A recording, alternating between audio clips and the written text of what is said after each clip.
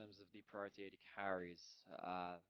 The Varus is the big one I'm thinking of. But the thing is, when you have the Karma, it doesn't necessarily matter what AD carry you have. The Karma can empower it from multiple different roles, and it's quite an easy champion to play around. One thing I do want to mention as well, the Rakan actually banned by EDG, but the Snake, I think the only AD carry in the entire league who his #1 played AD carry this split is the Xia. But we are flying through this draft, and we are not looking at Xia. Okay. Varus locked in, as well as a Graves Monkey. So now you have the Graves Karma. The Karma can really buff up the Graves to play aggressively even early into the game. We have the Varus and the Ezreal. Both of these are quite strong laning AD carries. Abel had a fantastic game on this game 2 versus Weibo in their last series, which they shut Light and Crisp out of the laning phase and snowballed the game through it. So it's strong laning presence, and even against the Varus, who is one of the best laning champions on the patch. But EDG, as it stands, have a bit of a range advantage, and they do have that Karma buffing up their 2 marksmen. Certainly will. I like the Ezreal as well. Very safe typically, but also a lot of skill expression. We've been talking about Abel, a very mechanically gifted player. Is Abel's Ezreal safe? Well, okay. I saw him jump into the fountain. He jumped into the base and died in late game pretty badly last series. Look, okay, that's not down to the pick, right? That he would have done that on Nymeara too. You know, yeah, that's one of those.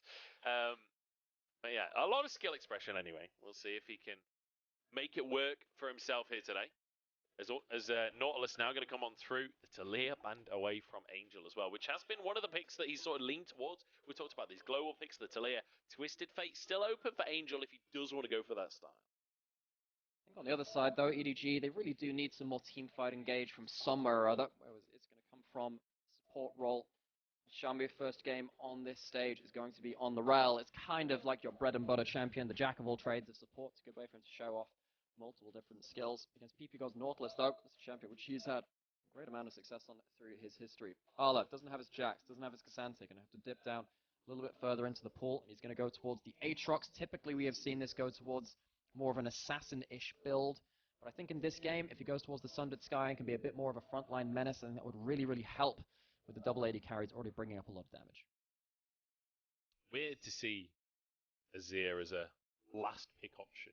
Earlier in the split, we were seeing Azir B1 away as well, actually slipped all the way through the draft. It's kind of been ignored. It does mean that almost like an artillery style is available for OMG, where you've got the Ezreal, you've got the Way, both extremely long-range carries, and actually a reasonably squishy team on the side of EDG. You know, Graves, Aatrox, both of them likely to build lethality, not going to be that tanky. It's only really the Rel that can build those tanky stats in a successful manner. Let's see what Allah's bringing to the table as well. Cube, historically known for his ability to sort of just play safe, go even in lane. Like, he's a very stable top laner. Let's see if Allah can be the one to challenge that fact in this top lane matchup.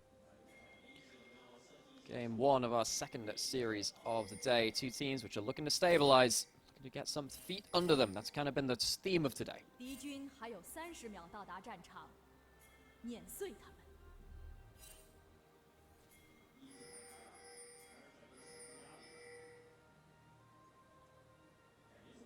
It's like a game of chicken, isn't it? Yeah. It's like, do we talk first or do the Gios come first? I think it's going to be us talking because that crowd doesn't... Oh, we got a G2 fan! We got a G2 fan in the audience. With the cool jersey with the like dragons on as well. That was a sick jersey. That's a great G2's jersey. had some great jerseys over the years. I have that jersey, funnily enough. Although I have currently got in the mail a BLG and a JDG jersey from last year to celebrate how they did last year. See what they actually turn up. They'll be here at some point, I hope. But yeah, there were some nice jerseys too. Yeah, I feel like we've been spoiled for jerseys here in League of Legends. One of my favorite jerseys, actually, not a League of Legends one, is the Paper X jersey from Valorant with all the dinosaurs, the like fossils on it. Really, really cool jersey. I like the FlyQuest ones. Yeah, they're cool. They are cool. Starting off, as we need to go on down to this bottom side route onto Xiaomu. Let's see how he does during this laning phase. You can see the observer's already focusing on him. The crash down into the brush. Ignite popped. Oh no, please. It can't start like this. He'll survive. He'll walk away. The Snake gets a reasonable trade back. He's going to pop a pot, but he doesn't exactly have a heal on his AD carry. Snake going for the ghost, going for the on-hit. Which I think he needs to do to try and cut through the front line. It just means that Xiaomu sat there going, oh, yeah, that's what happens when you miss a combo at level 1. Ppgod able who said, hey, they are going to snowball one way or the other. If they get early lane dominance, that's not a great sign. The nice thing is you have so little health at level 1 that by like level 3, you're pretty much back to full health anyway. Oh, not if you get all in. Good shield comes out. Shimu is going to be okay. You can get back up to full health by like level 3. The problem is you lose complete control of the lane in the meantime. So fortunate trade there as we see XiaoFang pathing up towards the top side. Opposite story for Monkey. The wave pushed very aggressively on that bottom side could lead to an opportunity potentially for Monkey to just move into the lane. Potentially see if there's any setup which would really stick with Ezreal having Cleanse Flash and E available now. It'd be quite hard to find a great timing for it unless there was a very good setup from Xiaomu.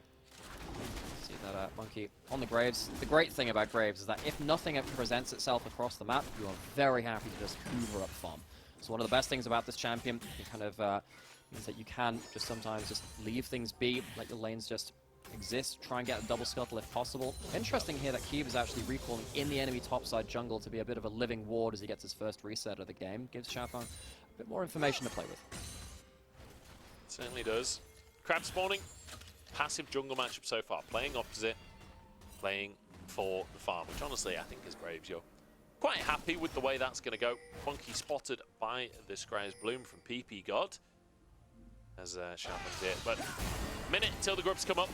We'll see if the resets come on through. Fisher, nice trade there onto Angel to try and even the health bars up a little bit in the mid lane. A slow start to the game, Nymeara, but with that ward, OMG will have full information on what Monkey is up to, and that's honestly the best thing we've seen from OMG so far this game is they are really tracking Monkey well.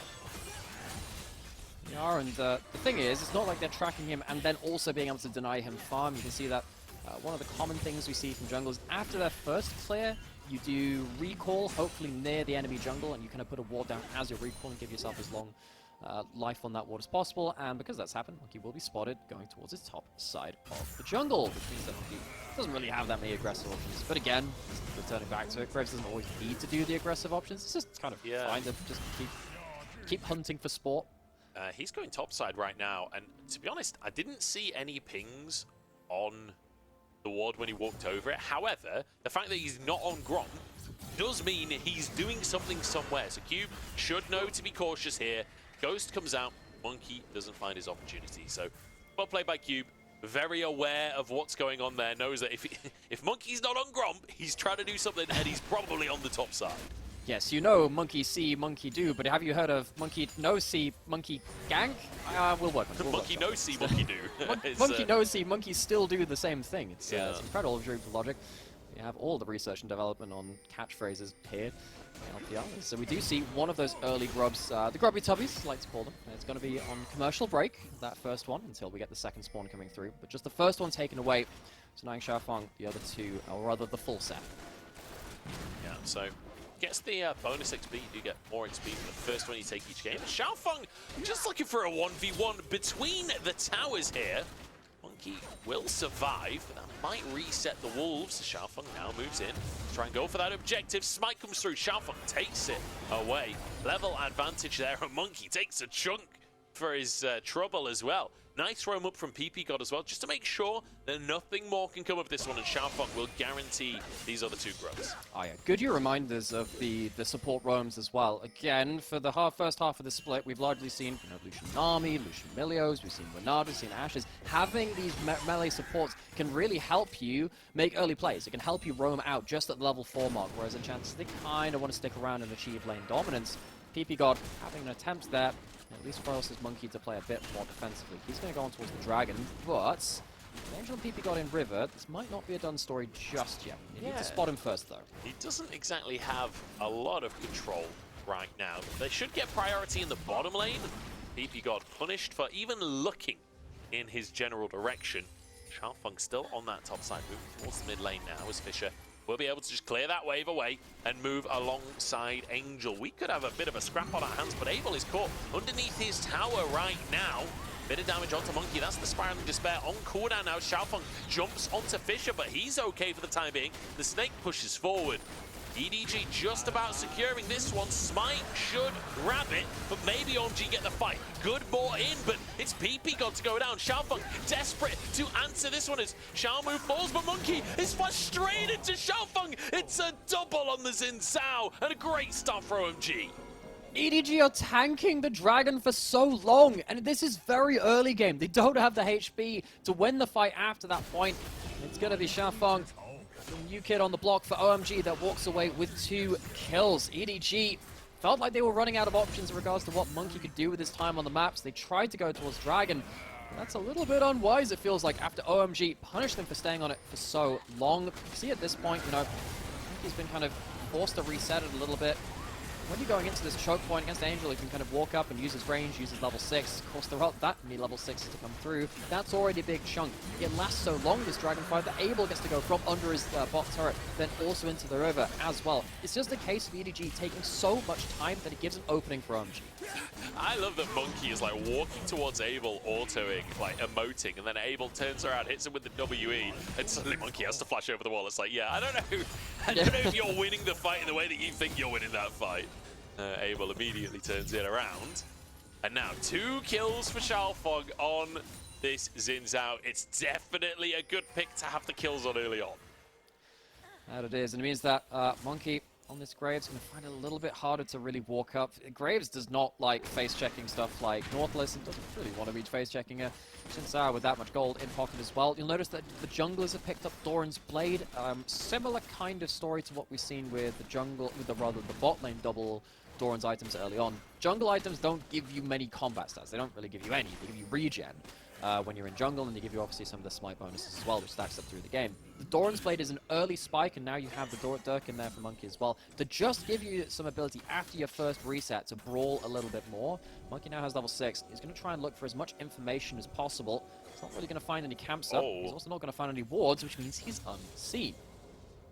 He might find a dive here. Wave crashing, X-Flash from Xiaomu as we look towards Abel. Magnet Storm as Abel gets underneath the tower, rooted up. The stacks are there, but the Q goes wide from the Snake. Ignite burning away, and now underneath the tower is Monkey. No! And the E goes wide as well. No! The from Ppgod, the Snake. It's an absolute disaster.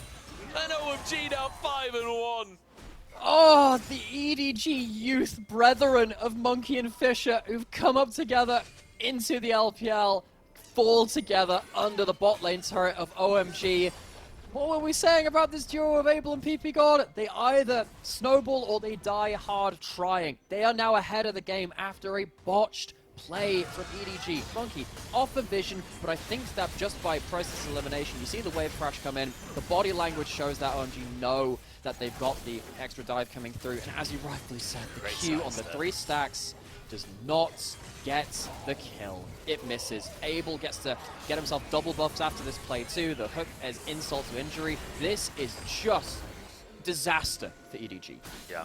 I mean, the Q missing, fair enough. Abel, that was a good sidestep. The E missing was criminal. Honestly, 20 CS lead though for the Snake, so that is the silver lining in that bottom side right now, and they need a silver lining because Essence Reaver finished for Abel. He is alone. Monkey knows it, wants to continue to punish this lane. The Snake at least will get a whole bunch of turret places on hit Varus, so you do take plates very, very quickly with that attack speed. But look at this, OMG, the cavalry has been called. Ppgod does not have his ultimate available right now, but find a hook. I don't think he'll need it. Angel in with the damage, but Xiaomu trying to escape with his life. The crushing ball pulls him in. The spiraling despair is there as well. And that's going to be another easy kill for OMG. The flash. Oh, sorry, E forwards from Abel. I thought he flashed for a second there. Well, luckily, it doesn't have the flash to blow on this one. That would have been too far if he'd used that stun. I wouldn't put it past him. Yeah, I say, oh, it would have been too far. It's just Abel. It's just what he does. He has an Essence Reaver already 11 minutes into the game after the gold was given so gracefully over to him in that bot lane dive. Like, Nymeara, let's just take a second here and remember, we're watching OMG right now, and they are proactively doing things on the map. This is what we've been wanting all year long. This is what we've been starting to see. A lot of that has been off of Angel having, like, these global picks, right? The Talia, the Twisted Fate. But now on the way, still roaming a lot, still able to impact the map. this is exactly what we've been asking to see from OMG, and it's great to see this proactivity. It is, and I think, you know, we've highlighted a lot of junglers here in the LPL because it's one of our specialties. But XiaoFang as well, as the new kid on the block, doing a pretty admirable job of being in Monkey's face and just using the Shinzao early power spike to make sure that OMG have information on the enemy jungler, that they have some presence on the map, which allows their lanes to play aggressively. He's going over to these grubs now. It's going to be 5 stacks for OMG, so they're going to get the lesser version of the might buff. It's just going to be the one spawning when they go towards turrets, but that's still valuable in themselves. OMG off to a great start in this game through his early presence. Yeah, phenomenal stuff. And I've got to say, I do like the team fight that's available for them, right? With the Udyr on the front lines in Zhao to kick things off, as well as Ppgod. It's not like they're lacking hard engage because they've got that Nautilus, and then the long range damage, and also just a lot of damage. The Hui really packs a punch, especially in the mid game. The same can be said for Ezreal. When you get to like 3 items, you really spike particularly hard.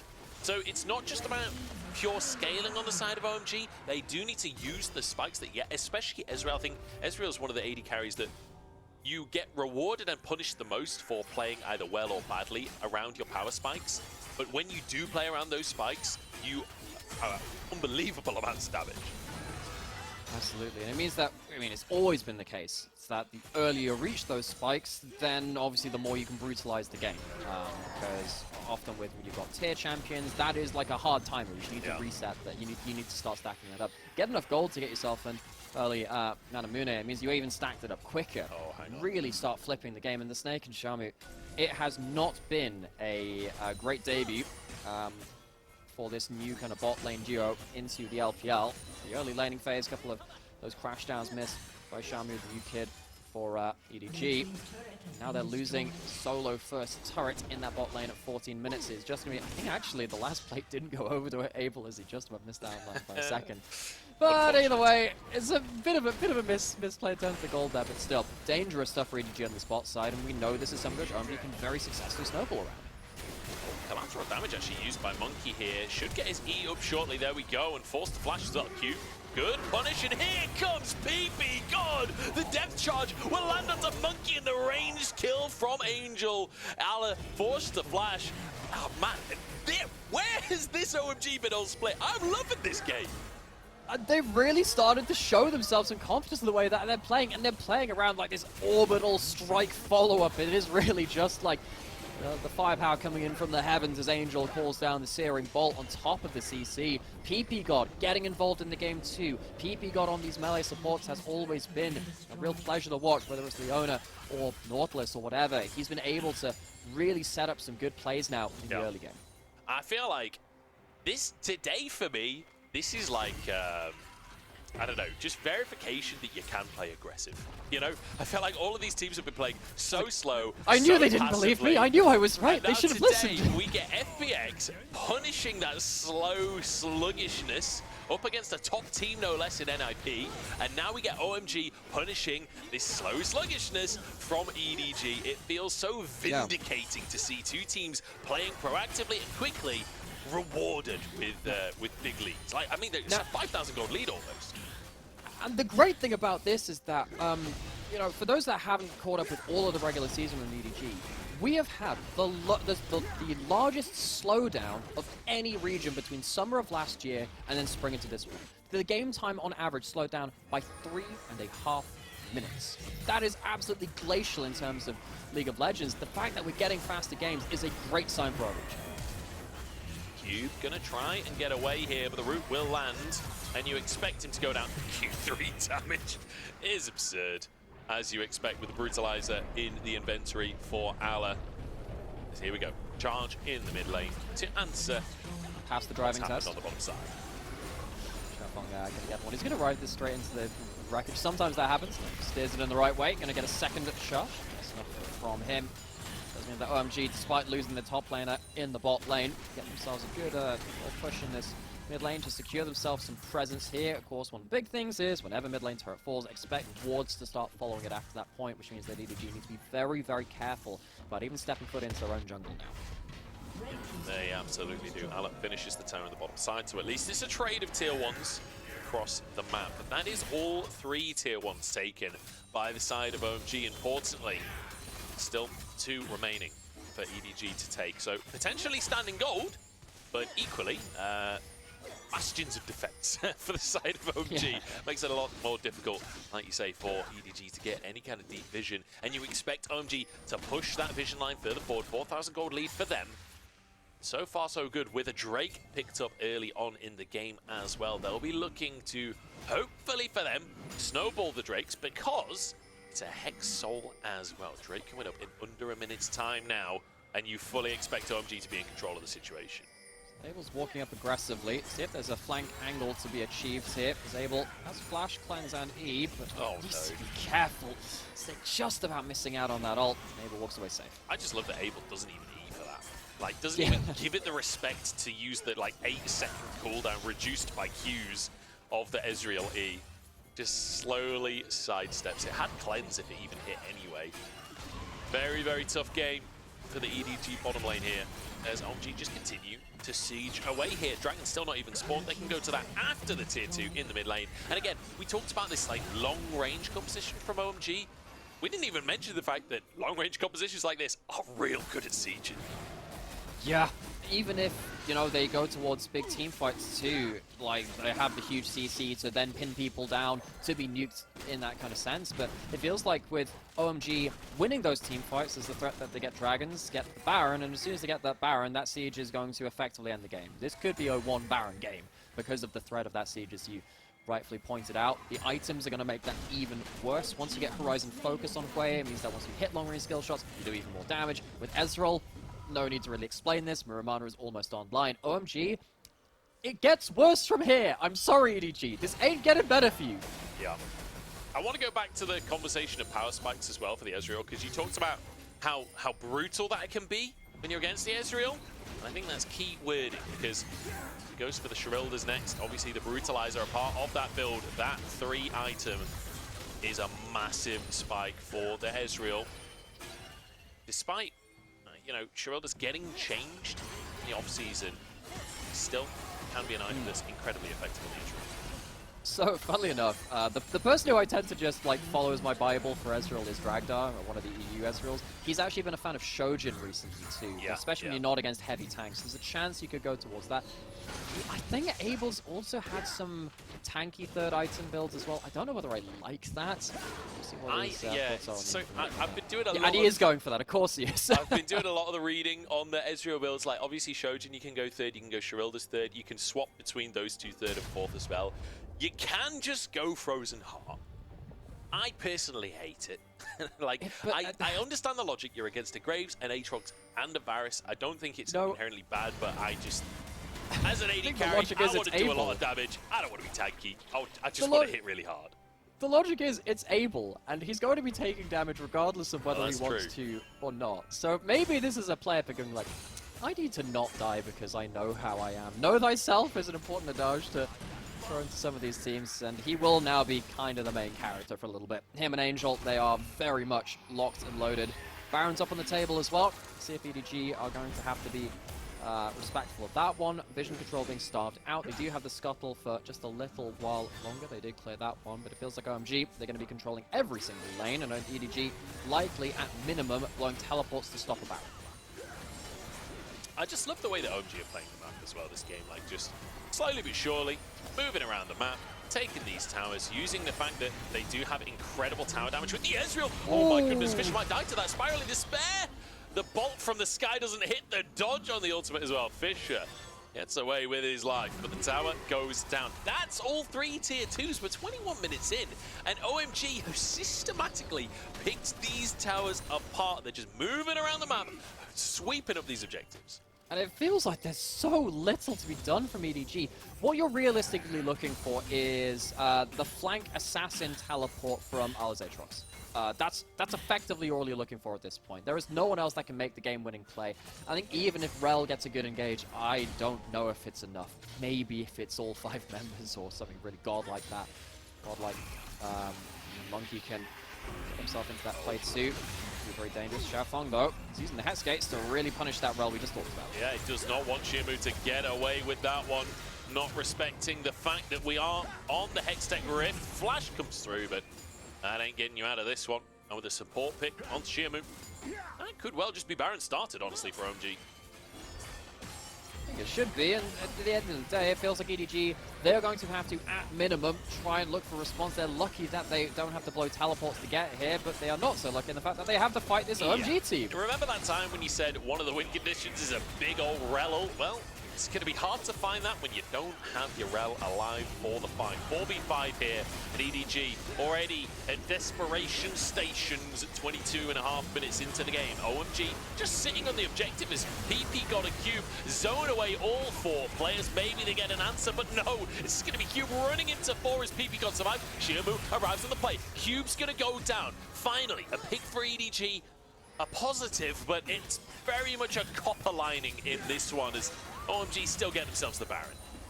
Is Ppgod and Cube were basically just there trying to delay and stop EDG from getting towards a steal, and now we've got the engage. They're still just going for the fight. XiaoFang's taken down again. The Snakes in all kinds of trouble as OMG are looking for more. Abel wants the 1v1 on his opposite man here.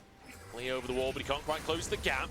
In the meantime, EDG just running to the hills, and rightly so, because there's nowhere else to run. Not even the hills can save them now.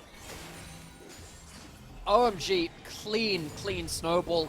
This is a team which we've seen have some pretty awful games from behind, but when they are ahead, they are very confident about how the way they play about this game. I think the fact that you have Ppgod being able to go up onto the map with something like this Nautilus, which can help start plays, the fact that XiaoFang then has like an extra buddy to kind of go forward and make plays is really important.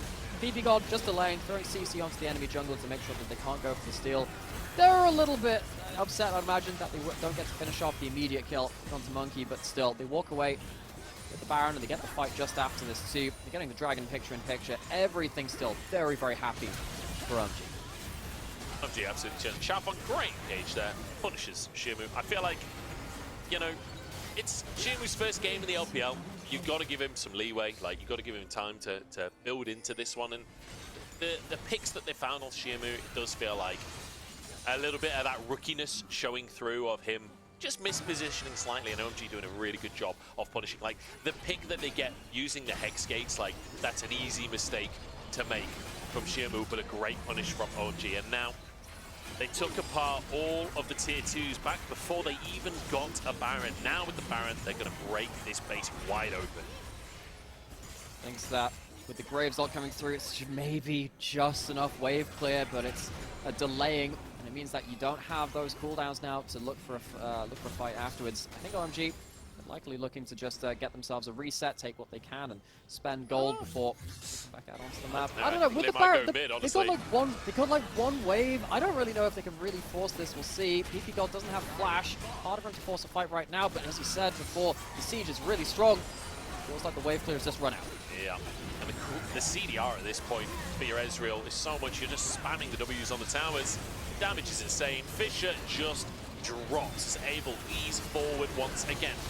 Ala gets a Q2, but that's about all he's going to get on this game, as Angel looks for a little bit more, trying to dive the fountain at this point. It's currently 1v3 in this fight. They're pushing more onto XiaoFang as Monkey steps forward, but Monkey just doesn't have any damage.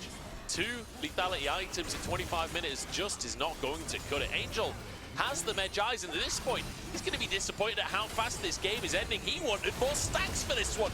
Cube tanking on frontline. XiaoFang gets a big engage. All 5 of them comes up, but it's XiaoFang to fall. The Metal Horse melted and turned into a trophy for OMG. This is a dominant game number 1 win. And just reminding EDG perhaps where they belong on the scoreboard, OMG. I think I've been corrupted a little bit by how slow the games have been in the LPL recently. Because I sat there thinking, oh, they'll just reset. They'll go spend their gold. Nope, this is OMG. They are one of the teams which are trying to up the tempo of the LPL. That's one of the big things we talked about between OMG and FBX and some of the other teams that we've seen. It feels like this team have really started to up the tempo, pull things a bit faster. And it felt like as soon as that bot side dive went wrong, it felt like Abel and Ppgod just accelerated. They were a platform for the rest of the team to play very aggressively. They didn't let up. Love the tempo play from OMG and using that Hex Rift as well to accelerate things forward. Fantastic game number 1. We'll see if they can follow it